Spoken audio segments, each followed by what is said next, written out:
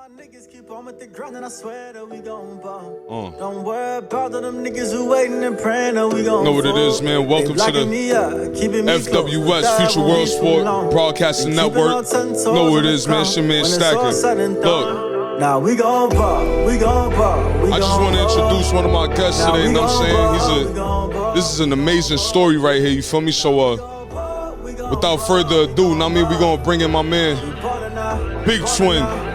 Karte Blanche. I'm sitting there down on my last, what the fuck am I doing? I'm drowning in my mistakes. I've been investing with all I got, trying to figure out the road I'ma take. Yeah, I got jets in my nose, it's hard to breathe, but I still find some make. Been working this hard, that fuck with my money in 18 months, nigga, I'm out of here. My nigga, I swear that I've been putting in work, they act like they don't see it. Either they need some new frames, or they really don't wanna believe it. At this point, shit, I'm good at your smile. Don't dab me up if your grip ain't real. Shout out to my man, I'm saying my man. Shout out to my man Don Green. You feel me? That was his record right there. Know what I mean?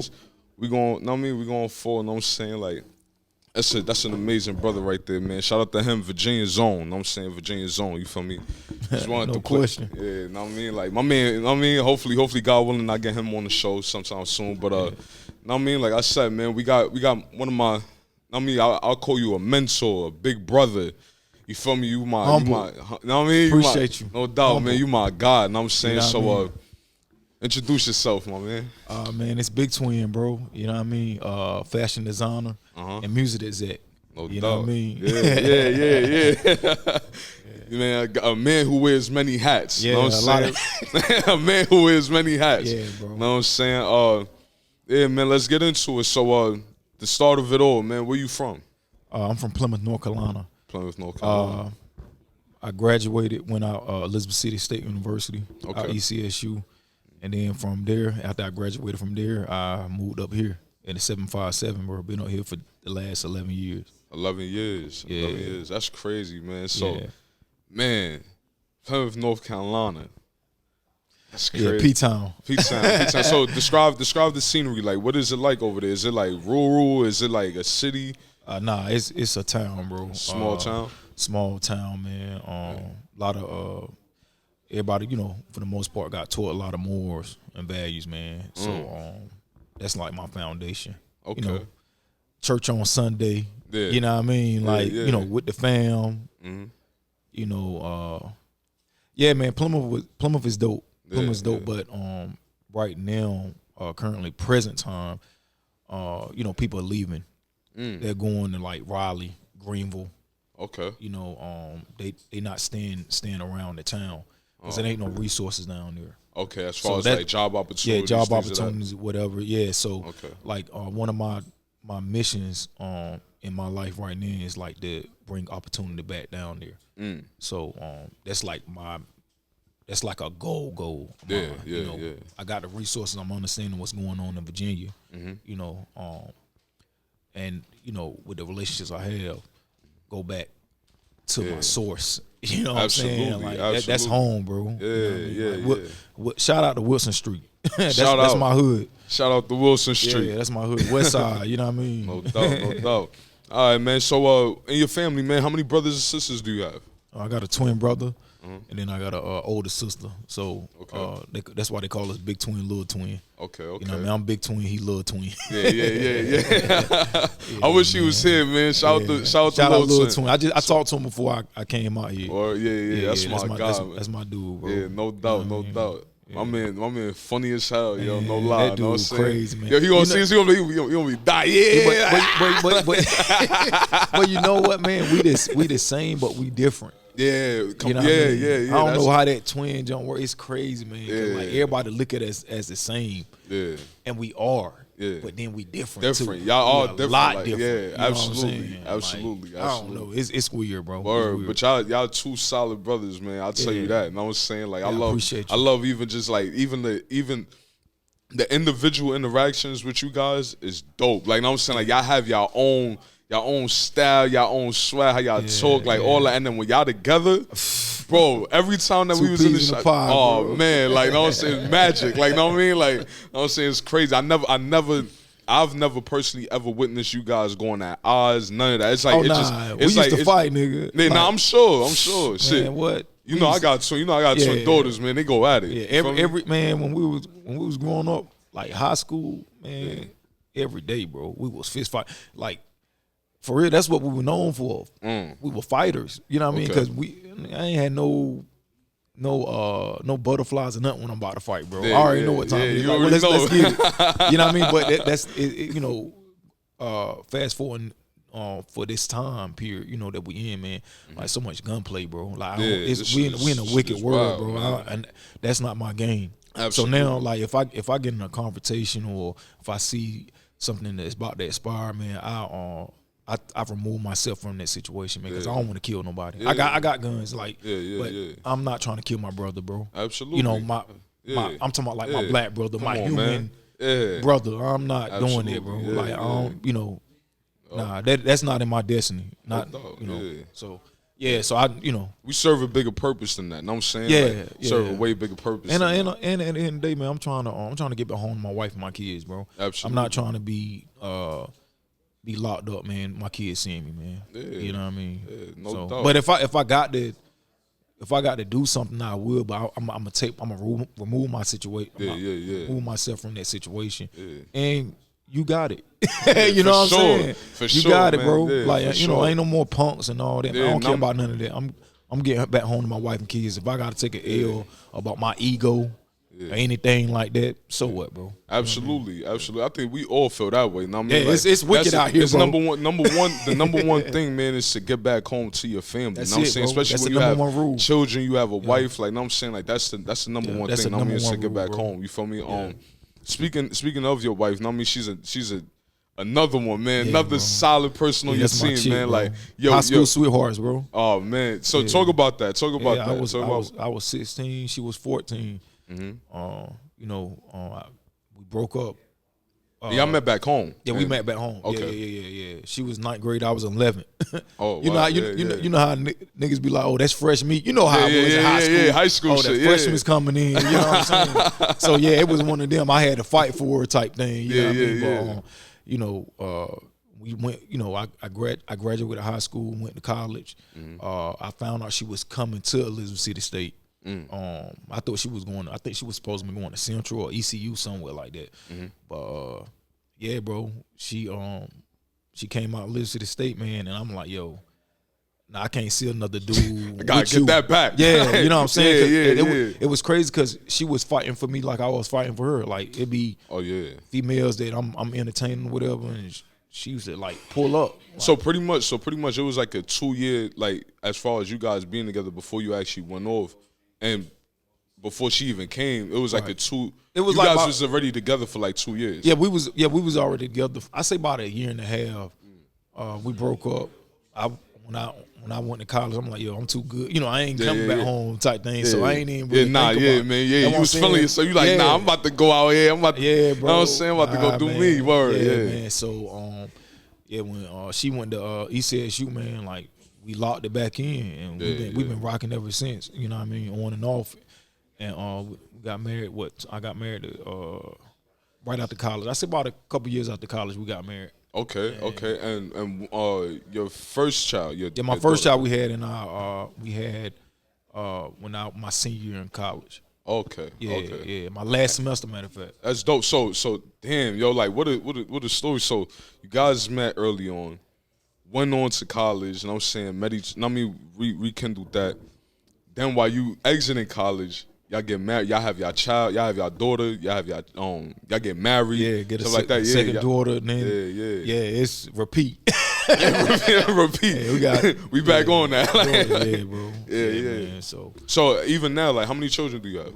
We got 4 daughters and one on the way. Another girl on the way. Nothing but girls. Nothing but girls, bro. Man, yo, it's so crazy. I got the blicky though. Yeah, for sure. You gotta keep it tucked. I'm not playing. Gotta keep it tucked, man. Man, listen. Yeah, bro. Listen, man, it's crazy. So your oldest daughter, how old is she now? She 14. 14. So see, like, even for me, right, with twin daughters, it's like, bro, I can't even imagine. Bro, they 7, and it's like I can't even imagine them at 14. It's like even seeing them at 7, it's just like. bro, I remember you in my hand. Like, you know what I'm saying? Bro, like, let me tell you something, bro. Like, Jazz, man. Shout out to Jazz, man. Jazzy.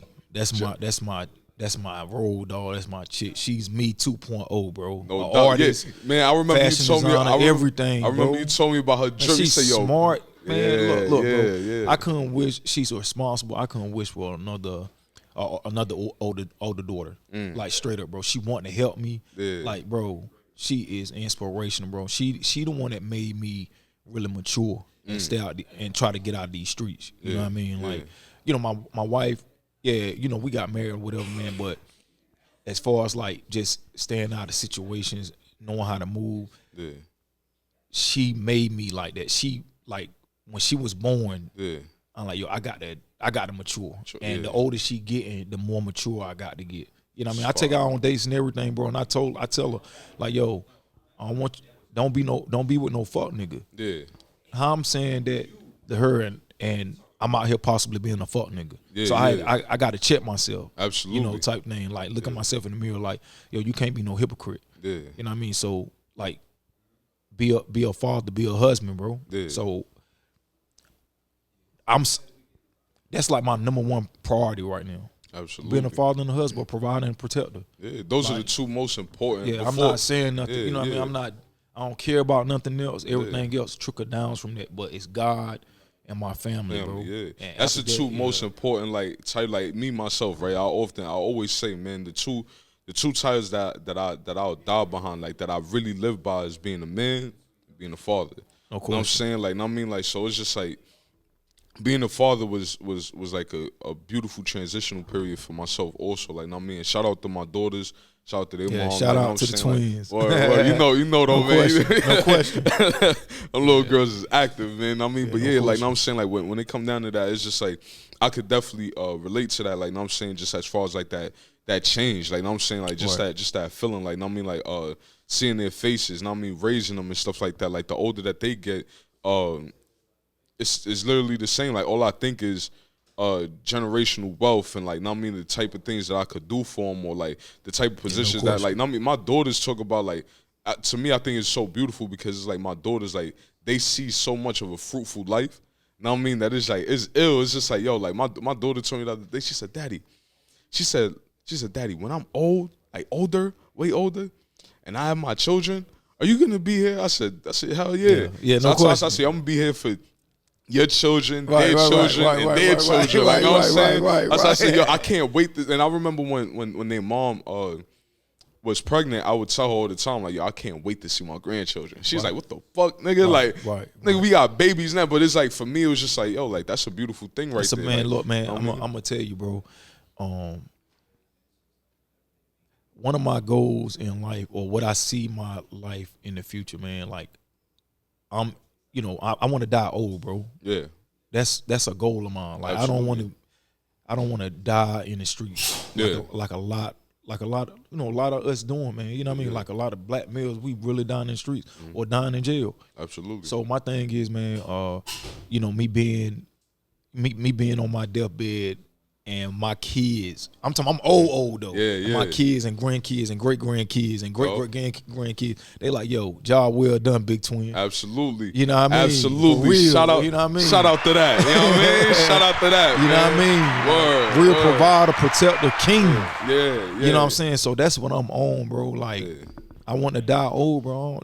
This is so much, and bro, it's a job trying to stay out the matrix. You know what I'm saying? Like, absolutely. They get caught up. It's a job for us right now, bro. Cause they really, everything that's going on, bro, they really attacking our our character as it relates to manhood. Yeah, and they trying to attack the family. So Man, the family structure real, bro. It's a beautiful thing that you're home. Know what I'm saying? And that you guys are, I mean, that you guys have that, you and your wife have that solid foundation from way back when. I'm saying y'all have that friendship. I'm saying, like, y'all have y'all children. I'm saying you guys are all being raised in the same household. Like, you feel me? Like, the children being raised in the same household. I mean, even though like you know, you the man, so you gotta go out here, you filling all the, you taking all the arrows, you taking all the shots, and I mean, and we definitely about to get into your story, and the people, they're gonna start to, and I it's a beautiful thing that we started with the family, because I want for them to see and understand who you are as a man, Yeah, like, no right? question. I appreciate you. And then to see the types of things and you know, that you've been through, and you know, the hardships, the beautiful side, I mean, like all that, like it's a roller coaster here. You know what I'm saying? And you the man who's going out here and you facing this.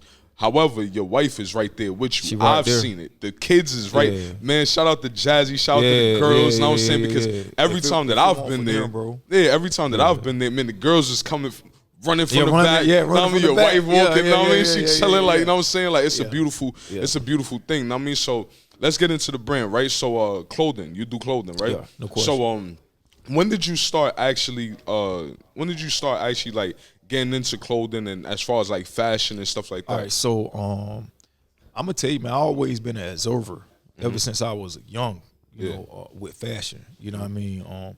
You know, we ain't grow up rich. You know what I mean? Like, so I used to put things together, and the toothbrush, wash my shoes with the toothbrush. So I'm you know, I always try to look nice or try to look halfway decent. So I started bleaching pants like the late 90s. I started bleaching pants. That was a real thing. You know what I mean? I go get my mama Clorox and go on the clothesline. People don't know about clothesline. Clothesline. Yeah, that's country shit. Come on, man, you hanging it up. Yeah, hanging it up. Word. You know what I mean? Let it dry. Yeah, let it dry. Then throw it in the washer and hang it. You know what I mean? So I used to do that for me and my my homeboys that, you know, I was running with. Then I was in a couple groups. So I used to like do the merch for them. Like, I'm talking about fabric paint. You know, cut out a stencil from cardboard and put the fabric paint, you know, from the stencil, and you know, and we rock out. So and then I used to like conical sort. I'm thinking about it now. I used to conical sort. Like, nah, my boys, before we go to a game or anything, or we going out, was like, yo, Big Twin, how? I'm like, nah, you know, wear it like this, you know, XYZ. Yeah, so all that stuff, playing back, you was a designer from back then, bro. Yeah, you know what I mean? Yeah, nah, that's fire. Yeah, that's fire, right? So okay. Boom. So you was that was middle school, high school. That was middle school, high school. Okay. Yeah. So in college, were you still doing the same thing? All right. So college, yeah, I was still making like custom clothes for like my close ones, okay, type thing. But then I transitioned. Well, I did this parallel. You know, college is you know, it's a whole nother type community. Like, you got the Greek community, the Masonic. You know, it's a whole different type of vibe. Absolutely. So I got cool with a lot of people in these organizations. So I used to make like Greek paraphernalia, you know, shirts, pants, hats. I used to woodwork. I used to work at Lowe's. Okay. So I learned how to woodwork with a jigsaw. Yeah, so I used to make paddles, you know, shields. Like, that's it was fire. crazy. I'm talking about make it from scratch from wood and then paint it. You know, paint the design or whatever. So yeah, man, chains, everything. Like, yeah, that's a whole nother culture though. Yeah, you know what I mean? That's a whole nother. So pretty much ultimately you just adjusted. So you adjusted. So what I'm hearing you say is, right, middle school, high school, you was adjusted to what was going on at that time when you was out, right? Right. With your friends, the team, y'all going out, you orchestrating and stuff like that. You still had that same creative mindset when you got to college. Right. So essentially, boom, now you at college, looking around, and this whole time I have yet to even hear you say anything about finances, about bread. This is just something that was just in you, and it's just like, you know what? Yeah. Yo, all this right here, boom, I'm gonna just start doing this. Now it's a hustle, but it's still you keeping yourself afloat. You know what I mean? And stuff like that. So that's ill. Like, I mean, like, it's ill how you adjust it. And it's so ill because that's fire, bro. That's fire because even as the time goes on in your story, that's fire how you adjust, how you adapt. Yeah, right? Man. How you adapt. Yeah. So okay. Shout out to ECSU, man. Viking Pride, bro. Like, that's my school. Viking Pride. Yeah. Let's go, man. We love the clap shit. Yeah, no question. We love the clap shit. Yeah, you got to clap for them. Come on, man. Yellow button action. I learned a lot them 5 years I was at that institution, bro. Yeah. You know what I mean? So, you know, fast forward, while I was at the institution, while I was doing all this, I was taking up sociology. At first, I went to school for teaching. I wanted to be a teacher and a coach. You know, that's what I saw in Plymouth. Okay. You know what I mean? Like a lot of the mentors that I had, you know, that's what they did. Yeah. So that's all I saw. So I wanted to be a teacher and a coach. A special ed teacher, matter of fact. So I switched my major because with the teaching major, it's so much red tape. You gotta pass different tests. And the money not worth it, bro. You know what I mean? Yeah. So I learned that my sophomore year in college. Okay. So I'm like, yo, what can I do to what major can I switch out? So sociology was interesting to me because, you know, I just like you know, history, culture, all that type of thing. So I switched to the sociology, and that one of my guys planned that I switched it to sociology because I learned so much stuff and how to think, how to respect things, how to respect people, how to respect culture, and you know, question everything. My professors taught me how to do that, man. We used to have live debates and discussions in class. So that's the foundation of what I got going on. Okay. You know what I mean? Okay. Going back, you know, fast forward to the brand. You know, type thing. So all right, no doubt. That's fine because it added to your character, and this is like where you learn like the tools and the structure, and like I mean, like how you said, like just your viewpoints like on the world, and just look at things with a different perspective, essentially, right? Right. And to also like analyze and break things down, I mean, and then figure out how it could better benefit you, and also in benefiting you, it benefits those that's around you. It's honestly, bro, like I'm learning, man. It's not about me, bro. It's about the ideal and the message I'm trying to put across while I'm on this earth. You know what I mean? Because I'm gonna transition one day. Absolutely. You know what I mean? But while I'm healthy, I'm young. I got the energy. I want to portray this message, you know, to help people. Absolutely. You know what I mean? So that's what I'm about right now. And I'm just a creator, like, you know, fashion. You know, I want to get in media one day. Like, I just want to tell a story. Absolutely. That's going to help lift the vibration of humanity, not just black people, but everybody. Yeah, you know, absolutely. So, and we telling your story, my brother. Yellow button action, claps. No question. No telling your story. This is the start of it. You know what I mean? This is the start of it. So look, boom. Okay, so you transitioned. So that was the aesthetic thing, like as far as in college. So talk about you getting your first location, right? Okay. And at what point did you actually come up with a name? Like, so when did you come up with a name for what you was doing, like a brand, right? Okay. All right. So my before I got my location, I got married, and it's crazy, man, because my brand is the same amount of years as when I got married. Fire. You know what I mean? So so I got married. I created this brand called LLP Supply Co. It means Life, Liberty, Pursuit. Got the store. My first store was at the Fair Price Flea Market. That's in Norfolk. Okay. Shout out to Andy. Andy is the owner of the whole joint. He an older guy, man. And he give everybody opportunity. You know what I mean? Like, and if you survive in the flea market, you could survive everywhere else. Cutthroat. Oh, it's man, it's real, bro. It's real. So it teaches you how to run a business and how to be a go-getter. You know what I mean? Because you know the flea market, you don't have to be there every day.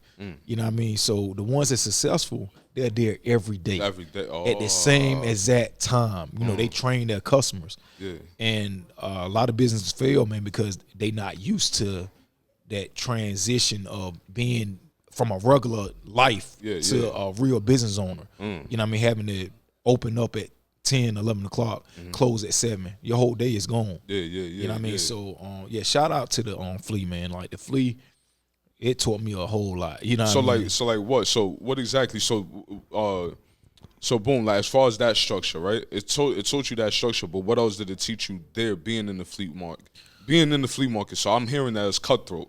Cutthroat shit. Yeah, it's cutthroat. No, Yeah. Like niggas be fighting everything in there. Like, oh man, it's crazy, bro. I'm talking about beef with this store, beef with that store. Yeah. But see, I come from a place of peace, so I'm not into that. You know what I mean? Like, but I seen it and observed it. Like, it went down. Yeah. You know what I mean? While I was there, but yeah, man, it basically teaches, you know, me being there. That was my first store. Like, how to treat a customer. You know what I mean? I already kind of knew, but like having a brick and mortar. So it helped more like with like sales pitch, customer service. You know, you wanting to be there. You know what I mean? Because sometimes you ain't want to be there, man. It be slow days, like, yeah, bro. Like, you know what I mean? Some days you might not make no money. You know, for 2-3 days, 4 or 5 days, or maybe a week, maybe 2 weeks. Yeah. But you gotta be there. But you still got that in your heart, like, yo, I'm gonna make it. I'm gonna keep Believe doing. in this, Bro. Yeah. So like that was the real thing with me, man. It was time when I first moved in there, man. Like, I would just sit. Like, what was your first design? Did you have like designs that you was putting there? Or was it like a collective? Yeah, it was the LLP brand. Okay. So I put that brand in, and then I had like just some custom stuff that I did, type thing on the side. But yeah, that's what it was at first, and then I changed it to deconstructed garments. And then so deconstructed garments, that was still in the flea market. That was still in the flea market. But then when I met you, I transferred it to Military Circle Mall. And that was your first that was my first real, you know, big location. Yeah. So to talk about deconstructive garments, right? We're gonna talk about the aesthetic of the room, right? So when you walk into deconstructive garments, the walls was like a nice yellow. It was like a dark yellow. Right? You had clothes everywhere, right? You had nice rugs, nice couch. Right. You even had the what is it, like a booth, like pretty Yeah, much that you yeah, could stand behind. Like I was saying, for the customers, you know, you come in, but it was very intimate, right? You walk in the deconstructed garments, man. You might see Lil Twin chilling. You know what I mean? You might see him chilling. I mean, Big Twin, he might be in the back cooling. You know what I'm saying? He might be walking around. You know what I'm saying? Like, you know what I mean? Like, but yeah, this was definitely the hip hop spot. This was definitely like, you know what I mean, you could come, you could get some hip hop shirts. You know what I'm saying? One-on-one shit for sure. Like, you know what I'm saying? But it was just like you had pictures of Dapper Dan on the wall. You had paintings on the wall. You had so much of. Yeah, I'm an artist. I'm an artist too. Yeah. Just going back off what you just said. Absolutely, bro, man. Like that, like the way that you had it like built, the way that you had it structured in there was just so ill. Like, know what I'm saying? And like I said, like the purest way to say it is it's just hip hop. Like, know what I'm saying? Like you felt a certain type of vibe walking in there. You know what I mean? Like, so deconstructive garments, right? So in that, like I said, like in there is where I noticed a particular style of a clothing. You had in the midst of everybody else's, as far as like, you know, like you could walk in there and get a Nas shirt. You could get know what I mean, like you get some sneakers. Like you could get, know what I mean, like you had things like that, but in the midst of that, you had gems in there, right? Yeah, no question. Which was, you might have some camouflage pants with some Louis Vuitton like pockets, you know, or some shit like like know what I mean, like, but it was like you really had to search for it. Yeah, but it wasn't a crazy search. It's not like it wasn't like a what's that place called, like a thrift store. Right. It was nothing like that, but it was very organized and you could get to it quick. But you would just find these little gems in there, and it was just like, yo, what is this? Yeah. And then when you go and talk to Big Twin gonna let you know. Yeah, bro. So let him know. Yeah, man. Nah, straight up, man. Like, yeah, man. So when I, you know, the custom Louis, custom Gucci, all that type of stuff, man. When I'm making that stuff, I feel like that I'm part of the design team for the fashion houses. You know what I mean? You know, I didn't duplicate anything, but you know, I'm putting my spin on it, if that makes sense. So I might get a Gucci hoodie and like bleach it. You know what I'm saying? Something crazy, or you know, get a Gucci pocketbook and take it apart and then put it on some jeans. You know, take it forever, put on some jeans. Like, I used to just do anything that like came to my mind, I do. Type thing, and I enjoyed it. I still enjoy it, but I just learned in this area because, you know, I follow like, you know, Dapper Dan. You know, he's a big inspiration to me. You got current designers out there like Exclusive Game. Shout out to Exclusive Game. He based out of Atlanta. made by Rich God. He's based out of Houston. These guys are really like they turning up with the whole custom going crazy, fashion house thing. You know, these cats be going to the Louis Vuitton fashion shows in Paris. Oh wow! You know what I mean? Yeah, they get invited. Like it's crazy, but it depends where it depends where you at, bro. Like this area, they don't really accept that. Or my market that's following me. I'm not gonna say that's following me because the people that's following me really fuck with me. But you know, just this area. That's not something that they don't fuck with it. And then you gotta understand, man, like the price point. Like you go to Dapper Dan or Exclusive Game or made by Rich Guy. You paying that back, bro? They charging 15, 20 bands for a coat, bro. Yeah, real shit. You know what I mean? Like, and you can't charge that type of money in this market. You know what I mean? So I especially in the climate. This climate is crazy. So, you know, that's why it's good for e-commerce. You know what I mean? I got a online store, and most of my customer base is not Norfolk, it's not Virginia, North Carolina is okay, but it's really California, Arizona, Houston, Texas, Chicago, and New York. Okay. Atlanta. And so how early on did you actually go e-commerce? Was it even back then? Oh, yeah. I went e-commerce. I understood the e-commerce game when I made LLP. Okay. So that was like 2012. Okay. Yeah, no 2012. Problem. No doubt. So even like when it come down to even deconstructive garments, what I want you guys to understand is that he's the one who's there, who's actually doing the stitching. Yeah, he's no the question. one who's doing the pressing. Like he's doing the cutting. Like he's cutting and sewing. These are things that, and if you really been listening, like even back when he was in college, these are things that he was doing then also. Know what I mean? And then like now here go another transition where you just started you started reapplying it, right? So boom, okay, deconstructive garments. You ended up getting another location within Military Circle Mall. And this location, was it still called Deconstructed Garments? It was called Deconstructed Garments at first. Yeah. And then I rebranded everything. So that's when Carte Blanche came in. So basically I took LLP and reinvented LLP through Carte Blanche, because Carte Blanche is a French word that means freedom. So LLP, that's what I was trying to get at the whole time, but it didn't roll off the tongue. Everybody like, they were like, what LLP stand for? So I got to break down. Gotta explain it now. Liberty Pursuit. But life, what liberty, that means? pursuit Freedom. Means freedom. Right. You gotta explain it like 3 times. Right. So you already know, what I was trying to do. So Carte Blanche, it just rolls off the tongue. Real guy. I did mad research, like, what's a word that just one word I need that represents freedom, and that word came up. I found the logo font and everything, played with it. And man, we here.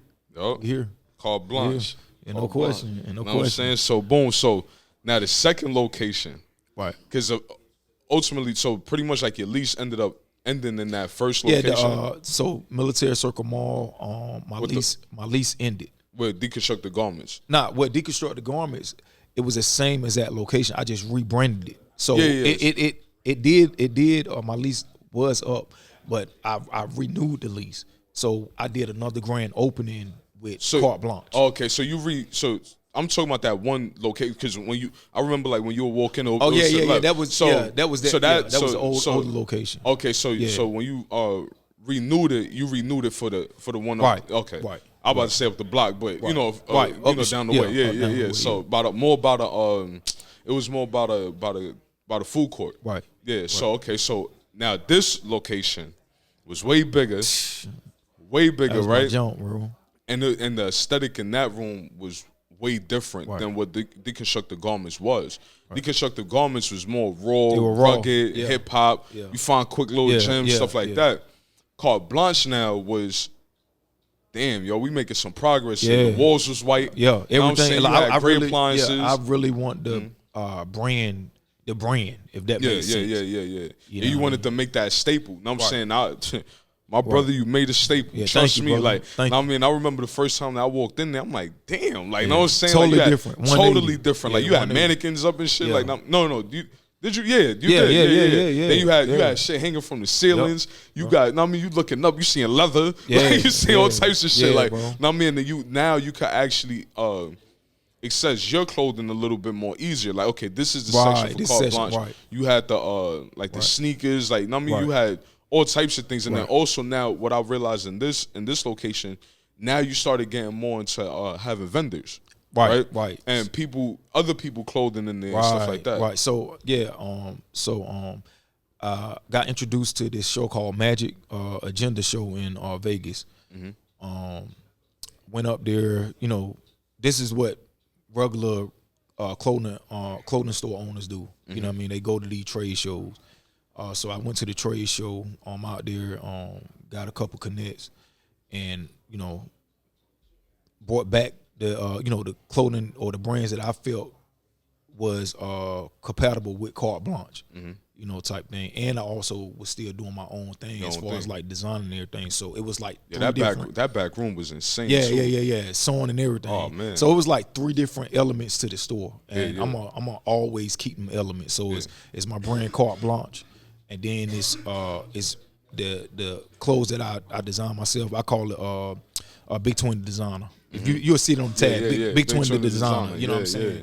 Like, so that's anything, and then, you know, it's the other brands that, you know, I have in the store. No doubt. Yeah. So before we actually transition out of this location, right, I want to take a step back, because even in this location, for me, as I stated, it was a lot easier to now identify your personal brand, right? Right. And in this location is where I realized that, yo, you have different designs. You have the custom hoodie, right? The Karte Blanche.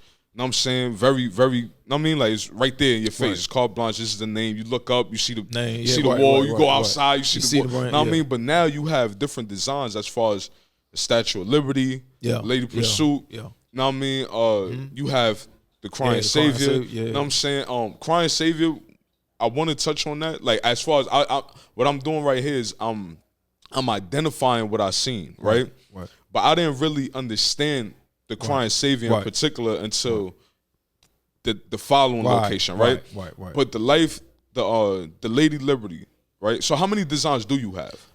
Man, I got several, man, but the ones I have actually came out with is the Statue of Liberty, the Crying Savior.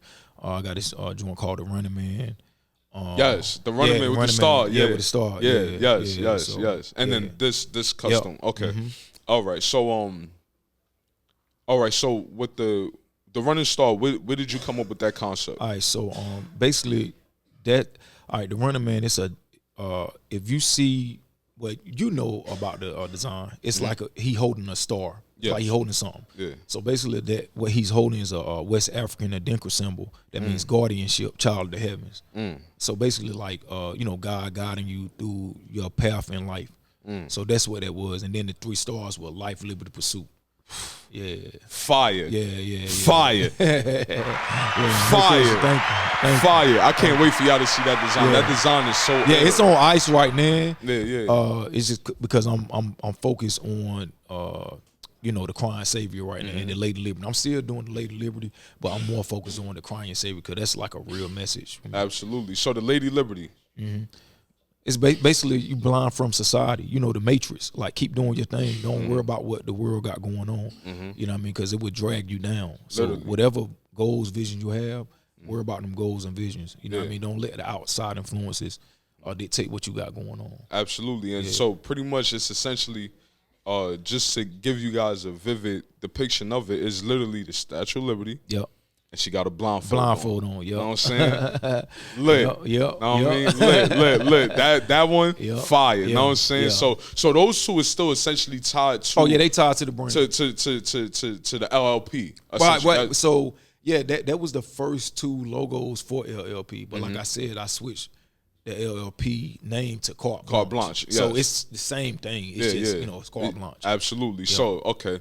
So now let's get into the 3rd location, right? Right. Because now with the 3rd location, yeah, man, my man's made it. My man's became Bloomingdale's, Macy's, H&M, all in one. Man. Those he literally became competitors to That was his competitors. On Nike. Know what I mean? Nike. Yeah, North Face, you know everything. what I'm saying? Yeah, so let's talk about that essentially the fourth location now, right? Mm-hmm. So when you got into this location, describe the transition, describe the location, everything. Right. All right, man. So I was in Military Circle Mall, man. I got an email from the Norfolk Premium Outlets. You know, like we interested in your brand coming to the to our location. I'm like, man, bro, I thought it was a joke, a prank, bro. Mm-hmm. You know what I mean? I didn't respond for like 3 weeks. My twin brother, Lil Twin, shout out Lil Twin. Shout out to Lil Twin. Lil Twin, like, man, respond to the email, bro. Pardon me for cutting you off. What time frame? What year? Where this we was, at? We was right after the pandemic. So like it was like in the middle of the pandemic. So it was 2020. Mm-hmm. That's an important. Yeah, man, that pandemic was crazy, bro. That's a very pivotal thing that you just said there, and that's why I asked about that time frame because it's all gonna connect. Yeah, right. Please proceed. So yeah, man, we so you know I responded. The next day we had a meeting. Mm-hmm. He was like, "Yo, come through." I like, all right. So we had a meeting or whatever.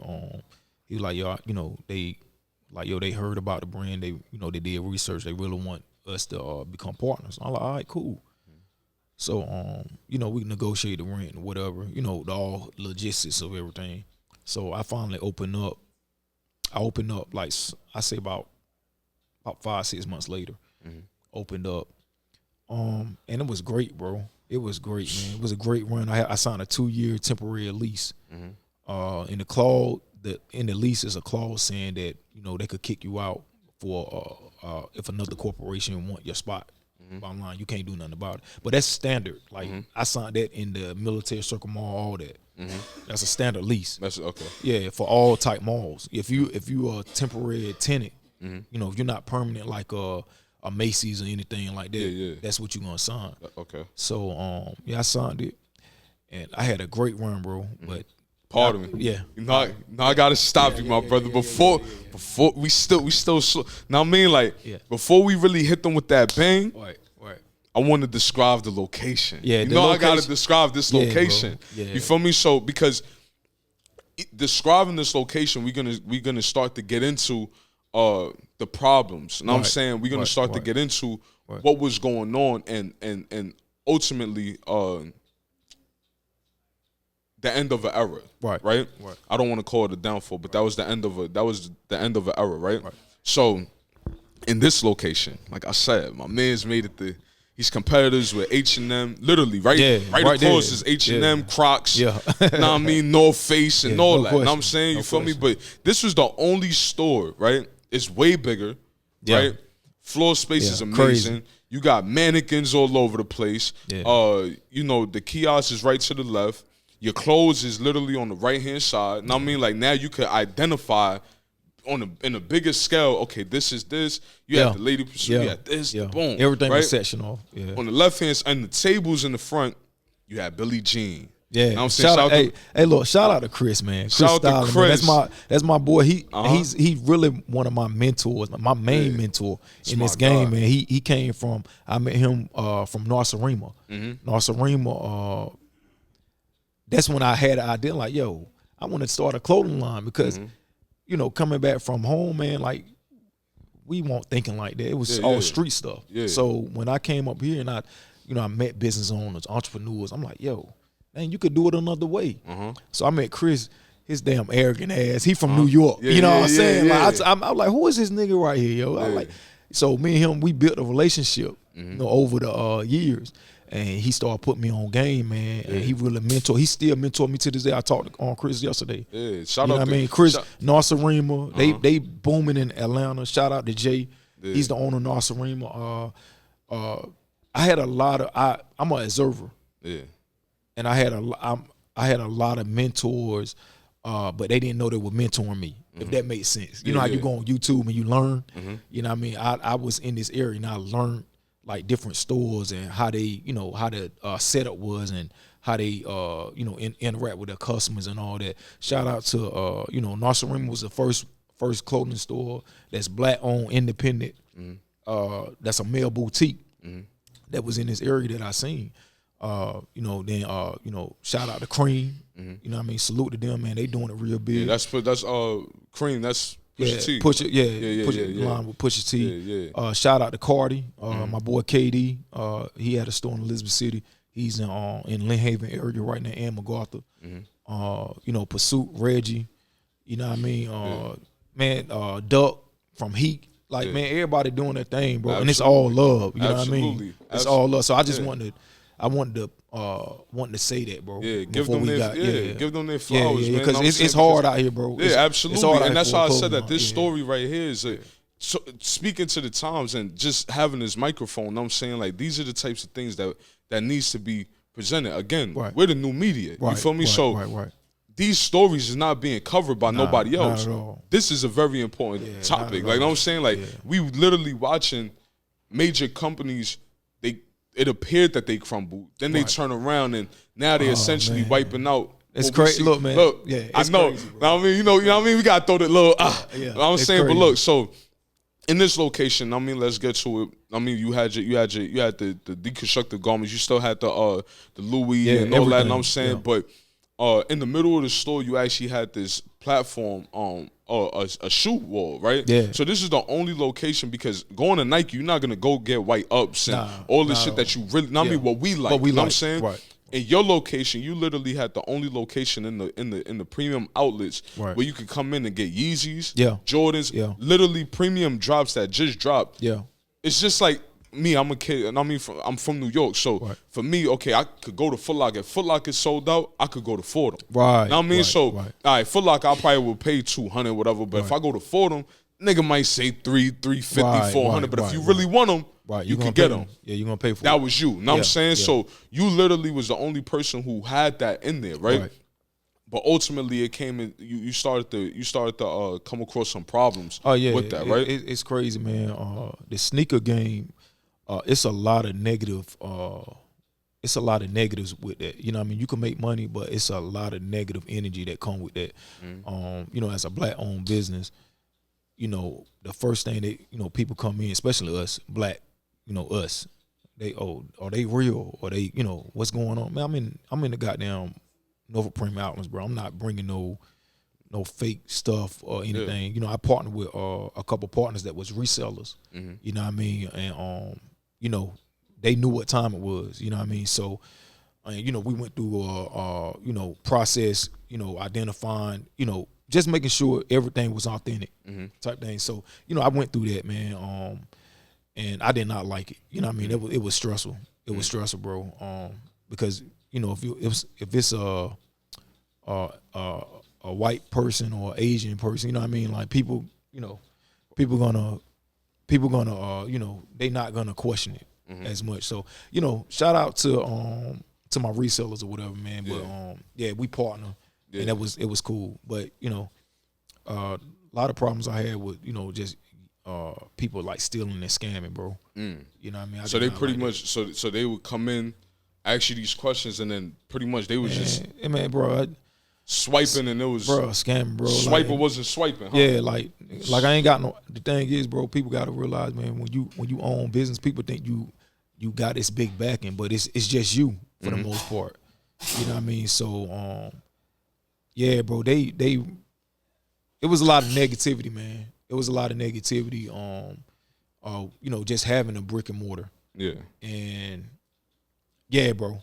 Yeah. You know what I mean? So it was crazy. It was crazy. But, I don't want to get into it because, But essentially, that was the problems that you started to have. People were stealing, like they started to steal. They started to taking stuff off the racks. Yeah. Walking out. Yeah.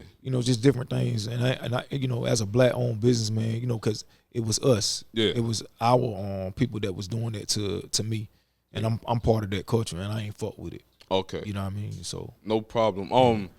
Pardon. Let's take a quick break, right? Okay.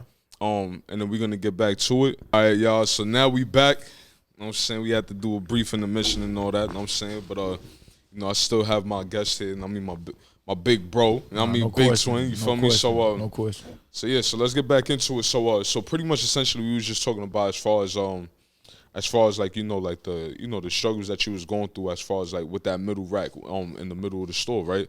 So, and you started talking about as far as like the the people scamming and they coming in, they trying to walk out and all types of stuff, right? Yeah, man. So essentially, you took that down, that middle rack. You took that thing, you took it down. You didn't have it in there for a while, and it pretty much essentially just opened up the space. You started doing fashion shows in there. Yeah, no question.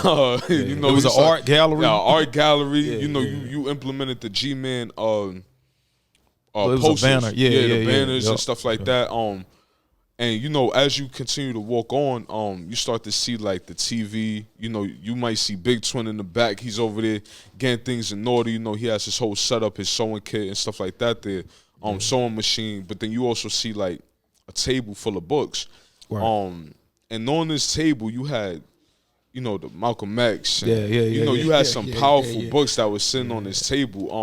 So books that molded and shaped me. You know what I'm saying? Yeah. So speak to it because the unfortunately, our first interview, then things had, we had some technical difficulties. Right. But there was a book that you had mentioned in that. Behold a Pale White Horse. Absolutely. So I want William you to, Cooper. Yeah. So please get into that because that was a very important thing. Behold a Pale White Horse.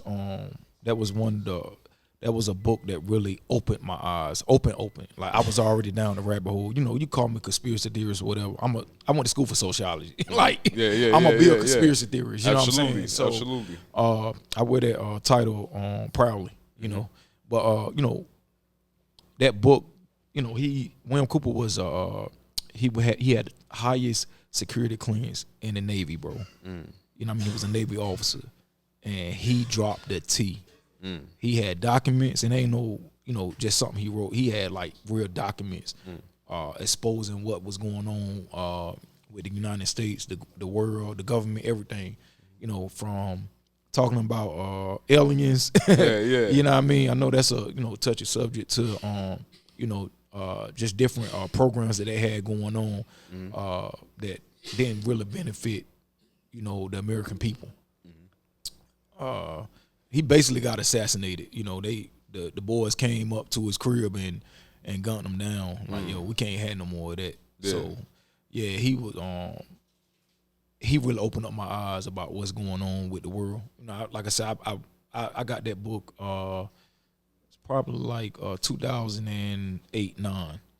That's when I got introduced to the book. My homeboy, he was in prison. He seen that book. He like, yo, he came home and he seen the book. He like, bro, they would not let us get this book. He said they were sharing pages, balling it up and then passing along. That's how the inmates was reading. Yeah, and receiving. Getting the information type thing, man. But that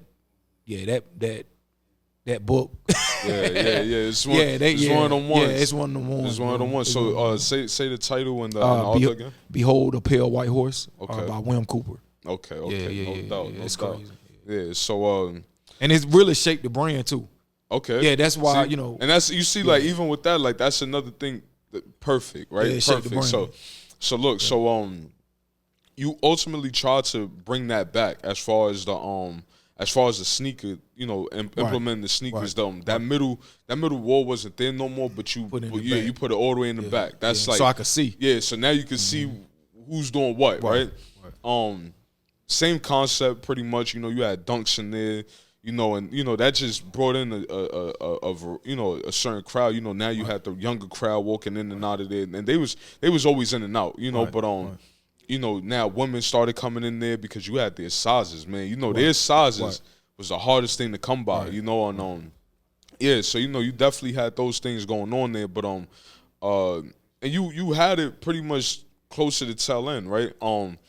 And prior to getting there again, like, I would come in and we'll have like conversations. This is during like the pandemic, leaving out of the pandemic, like, but we will have certain conversations and in this space, in the premium outlets, we just built so much stronger of a brotherhood, right?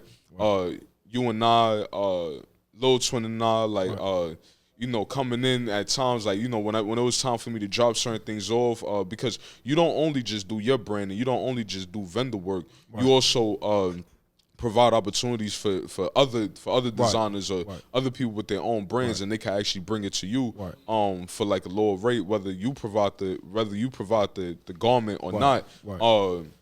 You actually provide this service where they was able to come in and you'll press it out for them. Yeah. So in these moments, I had interactions with with your wife, with your daughters. I'll see them, and they Big Twin is on his way, or he just left, but he went down there, or, you know what I mean? So it's like, damn, like, I mean, but it was always like that family feel, and like just those interactions, like it was just a dope environment, right?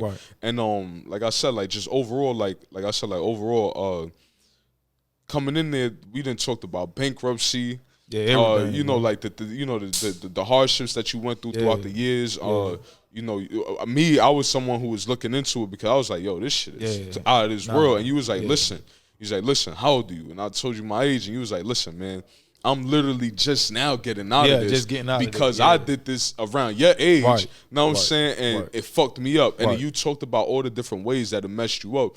But essentially, like, you talked me out of it. Know what I mean? And I thank you for that. Right. Know what I'm saying? Like, no question. Not only that, but even when it came down to starting my business, you opened up your doors to me when it came down to shooting my commercial for the detailing company. Like, know what I mean? Like, my daughters, you know what I mean? Like anything that I ever need, just to come and just kick it. That was a spot. Like, know what I'm saying? Like, know what I mean? So you allowed for me to, like, my CD, all types of stuff, man. I mean, but you definitely, like, community work. Know what I'm saying? Like, I'm just speaking to the community work and just the type of guy that you are. Know what I'm saying?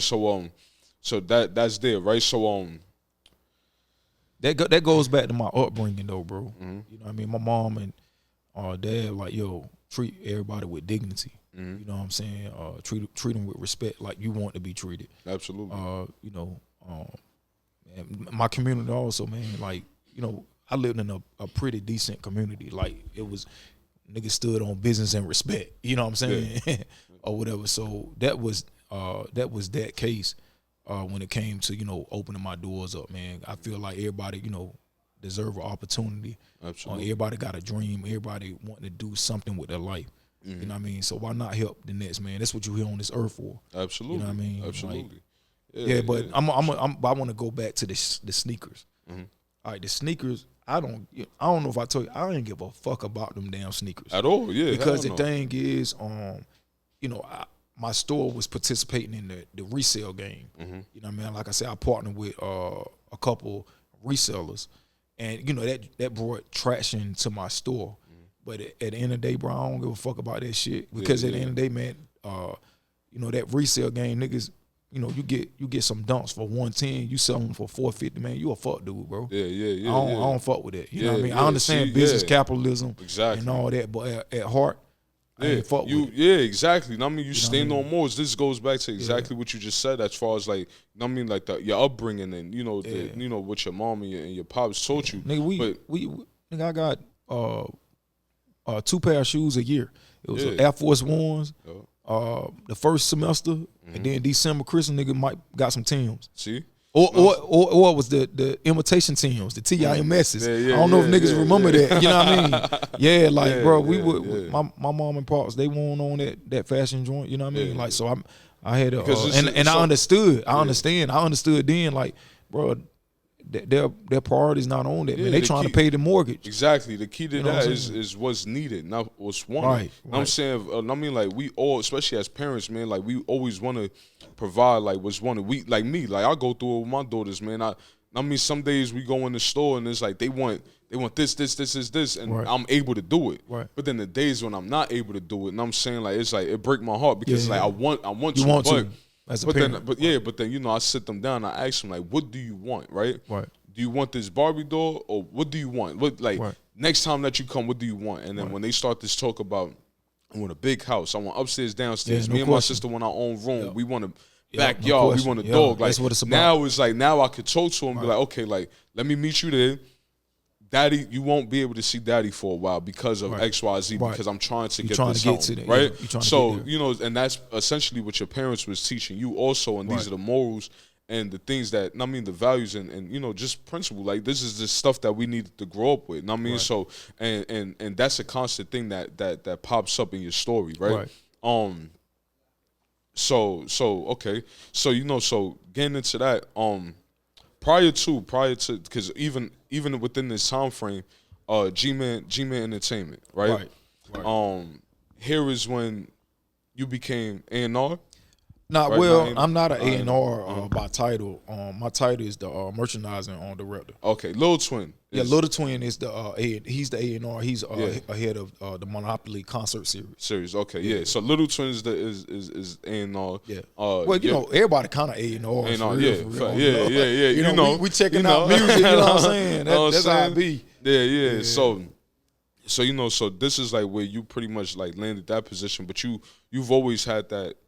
You had those relationships already. Not so. All right. So how I got into G-Man. Excuse me. How I got into G-Man. My big bro Tony.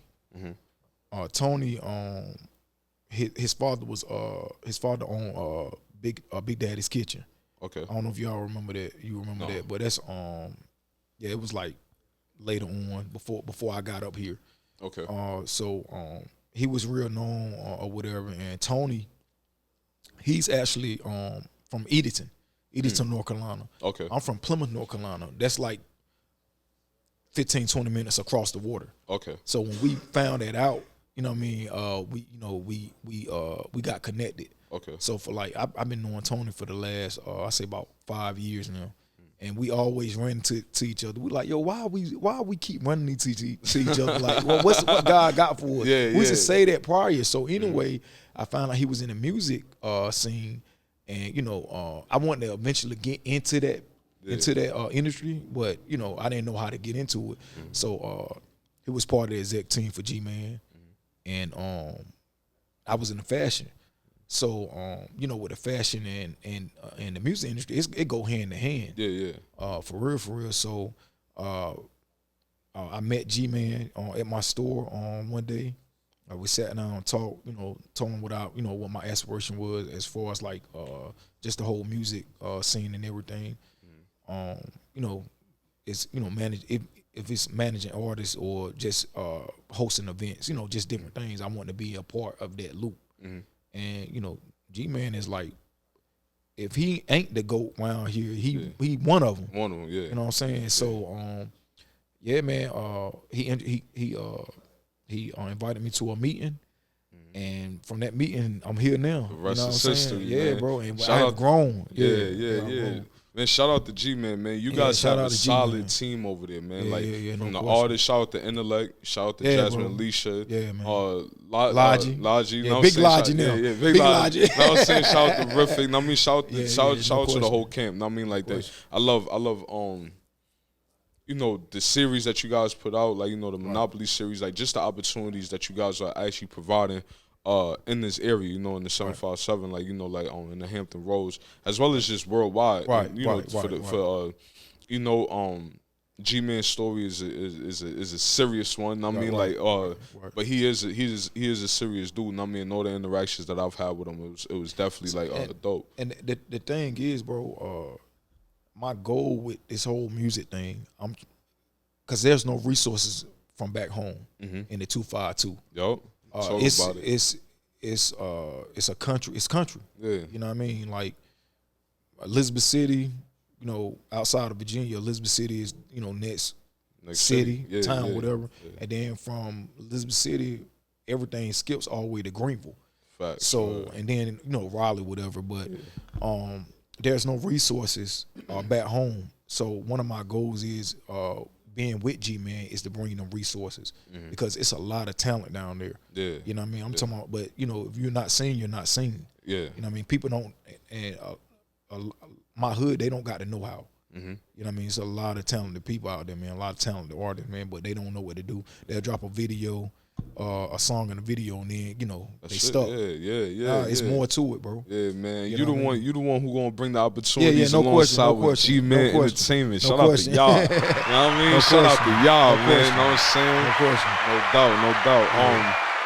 So like I stated, like I say, you had the fashion shows, stuff like that, but pretty much essentially like what we rapping into it, and it's just that these are the beautiful things that was going on in this one location. Right. I'm saying like it was it. Like now I'm saying like it was it. Like and it was just this one day, man. Like now I'm saying like it was just this one day, man, where I walked in and the energy was just different. Know what I'm saying? And I mean, I remember just coming to holler at you, and I'm like, "What's going on, man?" You was just like, "Yo, yeah, bro, I was in a these dark motherfuckers, place. yo, Yeah, like, yeah. I really wanted to make a part of me wanted to make it a big deal, but I silently left. Yeah, You know what I mean? If that made sense. Like I would, people came to me like, "Yo," I'm talking about big name people, like, "Yo, let's make some noise, bro." Like this fucked up. Yeah, It's fucked up, man. But God got a bigger play for me. absolutely. You know what I mean? I understood what was going on.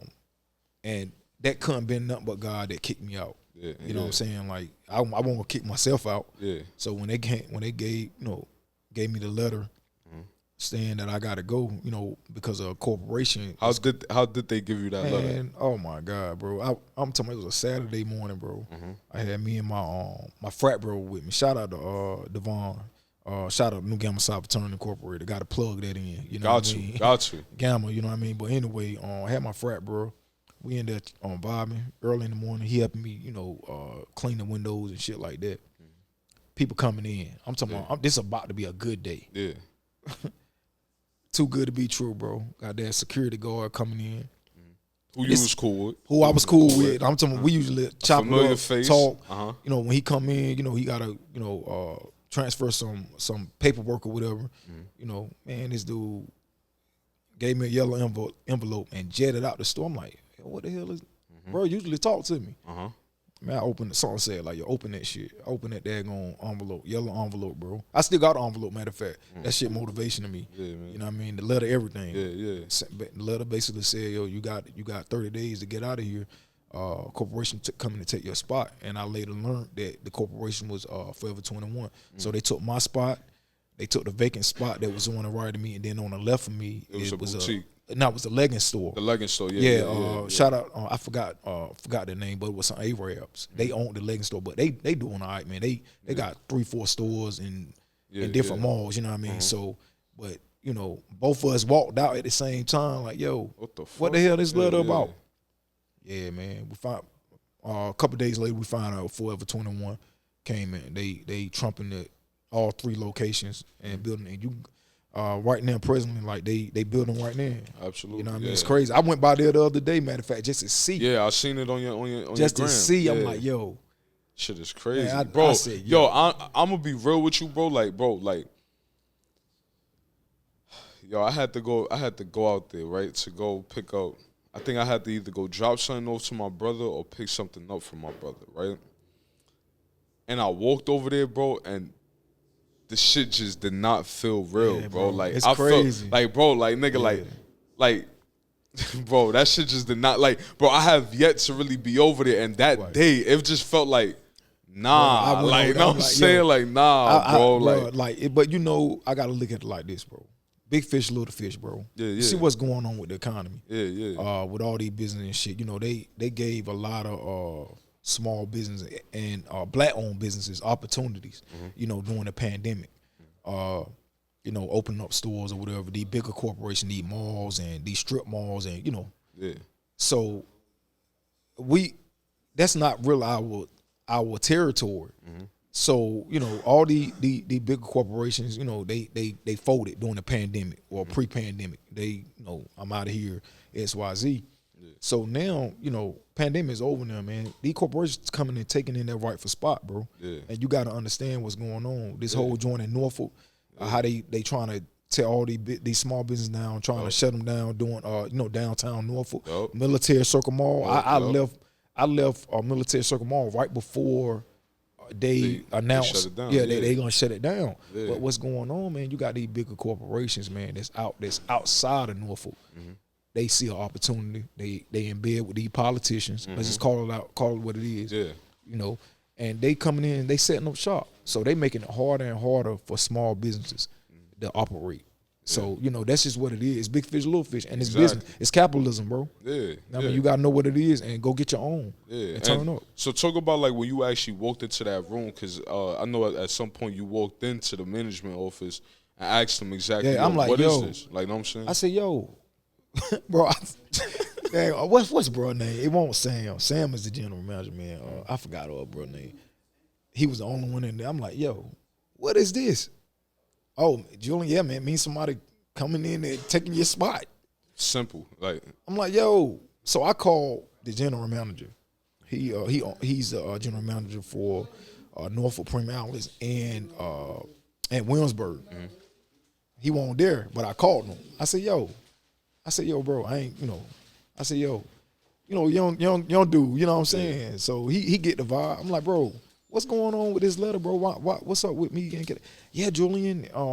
I said, bro, y'all could email me for anything else or call me for anything else. Y'all been knowing this. Oh, we just found out. I said, yo, come on, bro. Mm-hmm. So mind you, prior, I say like December it started. Like people was, you know, these corporate people were just coming to my store taking pictures. Mm. You know, they were lining me up the whole time. Yeah. I'm talking for like at least 4 months. That's crazy. They was lining me up. They did not tell me no warning, no nothing. Mm. They gave me 30 days. Yeah. So, I talked to the general manager. He was like, yeah, I could give you a kiosk. I said, bro, I'm not coming from no store to no kiosk. My pride too big and my brand too big for that. Yeah. You know what I mean? I'm not doing that. Mm-hmm. No, I'm not going to humble myself. I literally like just came from this. Yeah, I had a whole store. You talking about Macy's. Yeah, I had a whole store. You talking about take this little. Yeah, to a kiosk. Take a little hype. Like, know what I'm saying? No disrespect, but know what I'm saying? Like, yeah, but that's what it was. It's like, whatever. Yeah. And then they was trying to, it was one more spot available, but the rent was so much. I said, bro, I'm not paying that. I'm not doing that, bro. And then on top of that, for them to then possibly be able to do that shit again. But look, but not only that, but look, before I signed the lease, this situation came up. I said, yo, if a bigger company or a bigger store, a permanent leasing opportunity to come in and they take my spot, am I going to have the opportunity to get another spot? Oh, yeah, Julian. Yeah. So I was under the impression the whole time that somebody, because I knew I was a temporary, I had a temporary 2-year lease. So I was under the impression that if a corporation came in, I would have an opportunity to take my business and move it down the hall or something like that. Nah, that's not that what it wasn't was. the case, bro. And you know what I mean? Like, oh, well, we could take you to Williamsburg.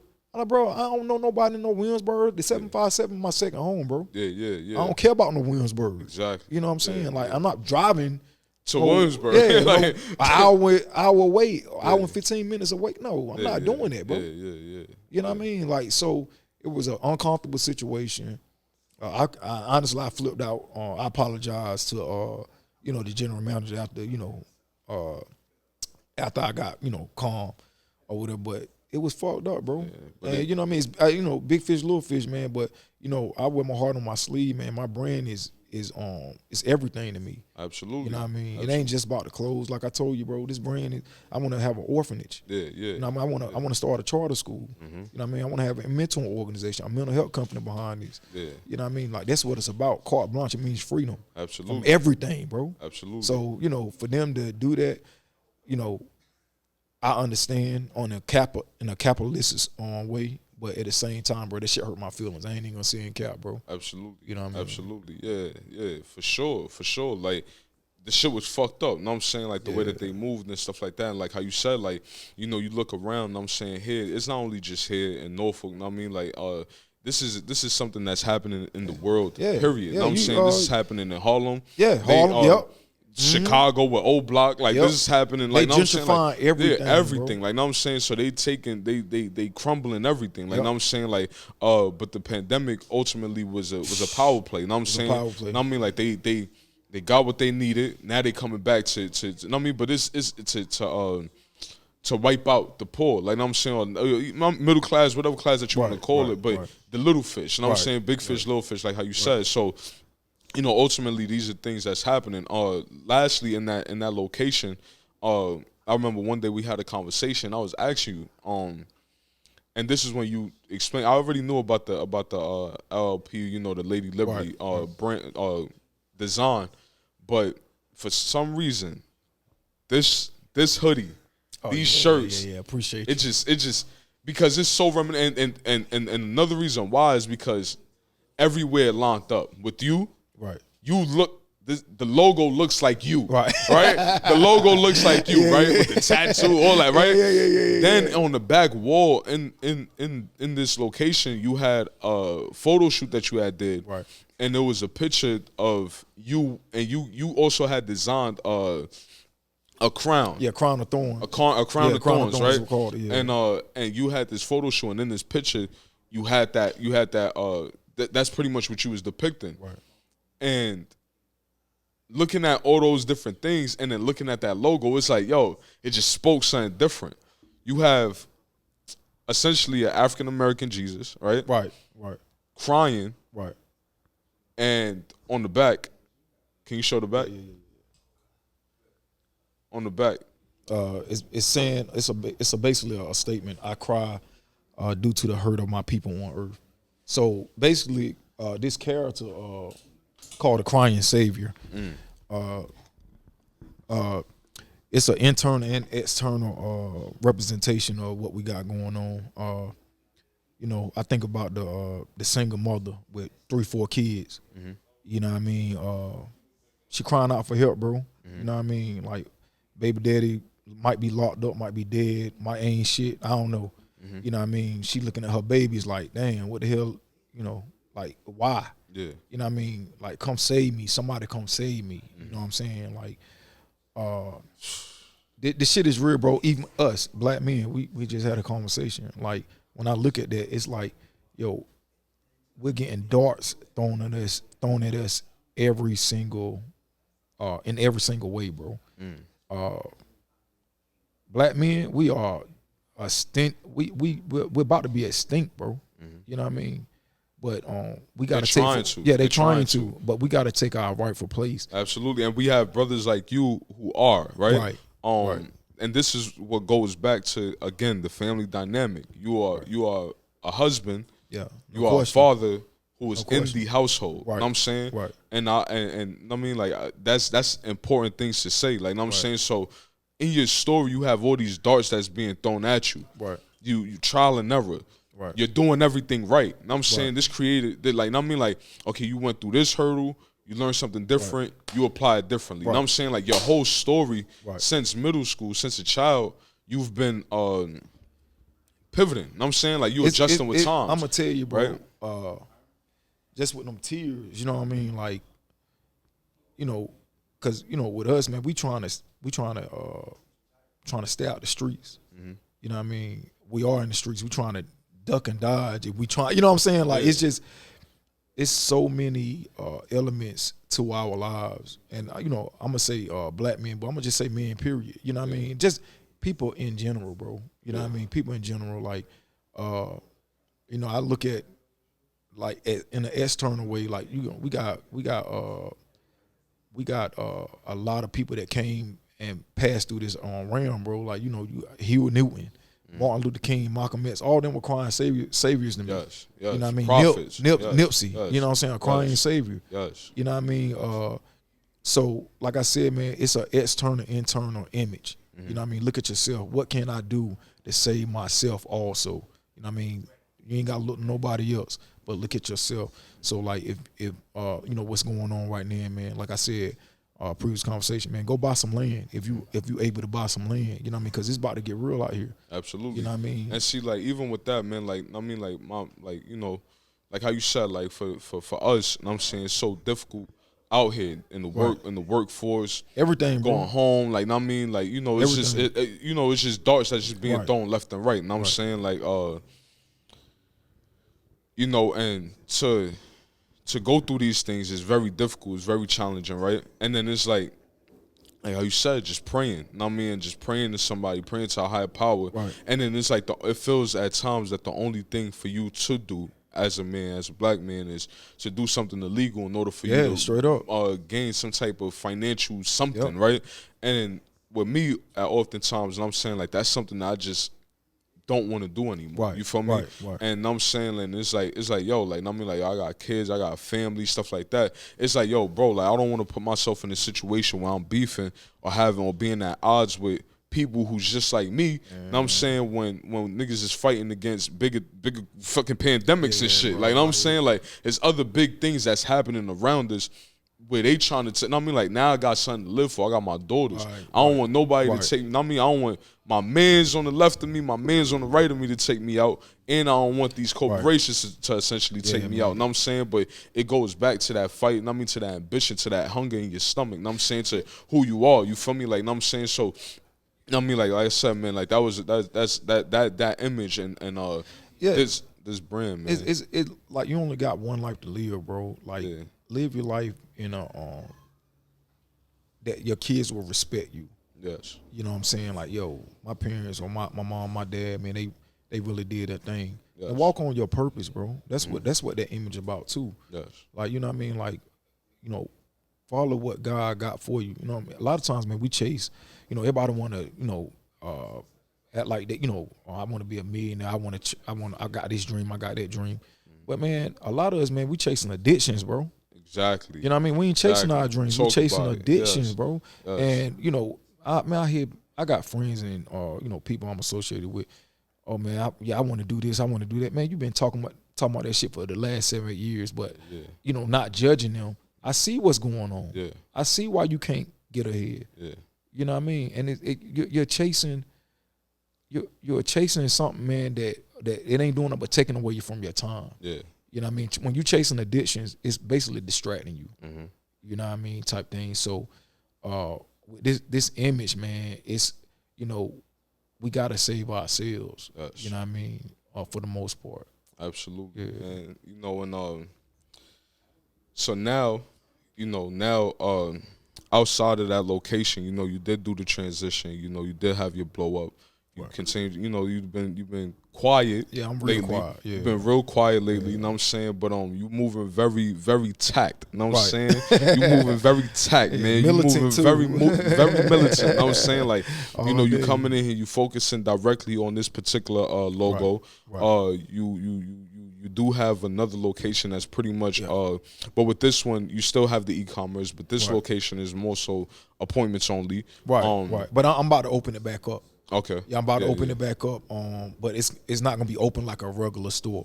Yeah. I might open 4 hours out the day. You know what I mean? Like a Friday, Saturday, or Thursday, Friday, and Saturday. Be off Sunday through Wednesday. You know what I mean? I don't know. I haven't really figured it out. Figured the hours out yet. But I do have the location. I've been having the location ever since I left the outlet. You know, type thing. So no problem.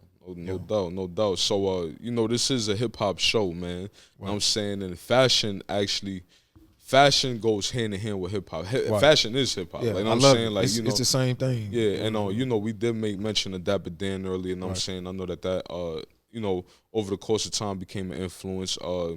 In the store, you know, the music that you would play. You played a lot of Griselda in the store. You played a lot of, boop, boop, boop, you know what I'm saying? Boom, boom, you know what I mean? Like, I mean, he's playing a lot of Griselda in the store. But one of your big, another influence of somebody that you look at is Kanye. Right. You know what I'm saying? And, you know, I just wanted to make his ass done some dumb shit. Come on, man. You know, Kanye always doing some dumb shit. But you know, I got it, though. You know, he basically saying, you know, I don't know if people know this, but the Black Lives Matter movement, the organization, it was blackface. It was bullshit. Yeah. You know what I mean? Like, if and it was owned by a white guy. Yeah, George Soros. You know what I mean? But he put 3 feminists in place of it. But you know, Black lives do matter. Yes. Our lives do matter. You know, but I forgot the guy name that really actually started the movement. But they killed that dude.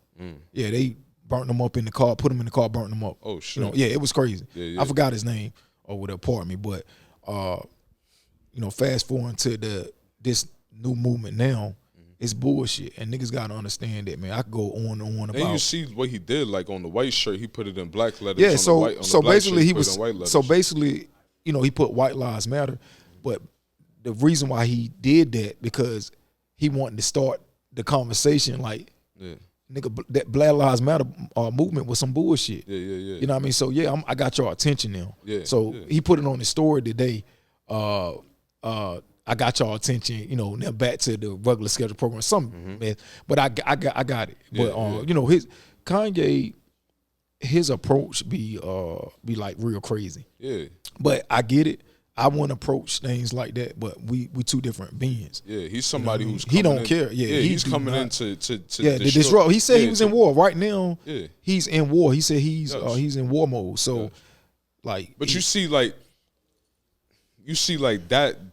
correlation is still taught. What he's going through is no different than what you're going through. So you see what I did. Like, so even with the Kanye thing, is like we're all going through similar things. You know what I'm saying? Like, it's just different variations of it. You feel me? Like, so this is why what I said, and even tying into the crying savior, is like, bro, I don't want to be out here and put myself openly to beef with somebody, or put myself in a situation where I got to worry about those that surround me, or worry about somebody else that's like me who's gonna come potentially take me out, when we're all fighting a bigger battle. Bro, you get it, man. Yeah. Bro, this life right now, man, 2022, present moment, bro, it's about death and destruction, bro. This culture, you got these females, all they doing is selling themselves on Instagram. And I get it, you know what I mean? I'm a male, I look, you know what I mean, like whatever. Yeah. But I know how to turn it on and off. I know from fantasy and reality.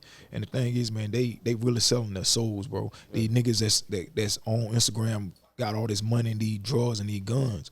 You selling your soul, bro. It's a minister show. You know what I mean? Like they pay the corporations. They pay for that, bro.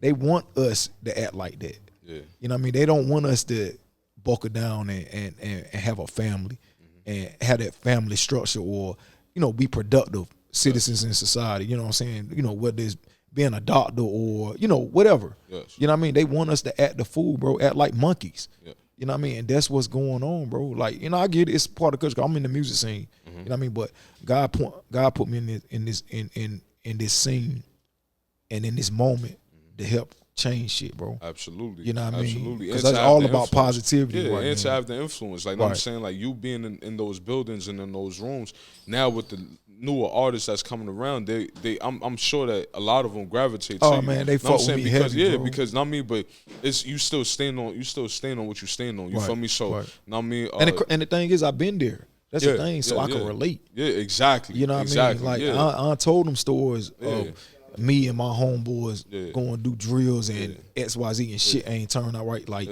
you know, either going to jail or, and it ain't nothing but God's grace. I'm here. Yeah. I know it ain't nothing but God's grace, bro, because I've been in some shit. Yeah. You did. I'm talking about, bro. Yeah. So. No doubt, man. You know? Like, you know, it's ill, man. So, so you said now in current time, I'm saying, like, your wife is pregnant. Yeah, no question. You have another baby, even with this number 5. Yeah, this number 5. Number 5. You know what I'm saying? So even while you've been quiet, you being blessed. You know what I'm saying? You and your family, you guys are being blessed with another beautiful little girl. Right. You know what I'm saying? Like, shout out to Rika, man. That's my chick, bro. Yeah. That's my wife. Yeah. That's my chick. Shout out to Miss Rika, Bonnie and Clyde. Come on, man. Like, she that girl hold me down. Do not get it twisted, because she's been heavily a part of this story. Yeah. Yeah, the whole way through. You know what I'm saying? So, I mean, shout out to Ms. Rika. You feel me? We gotta give her a round of applause. You know what I'm saying? So, you know, so now with the baby, it's a beautiful space that you in now, right? Right. And I know that, you know, we very cool right now, like, you know what I'm saying? But you know, it did awaken something else, and you learned something with all that you've been through, right? And the baby is now a beautiful. It's a beautiful rebirth that you're witnessing, right? That we all will be witnessing. Like, you know what I'm saying? For the baby, do you have any?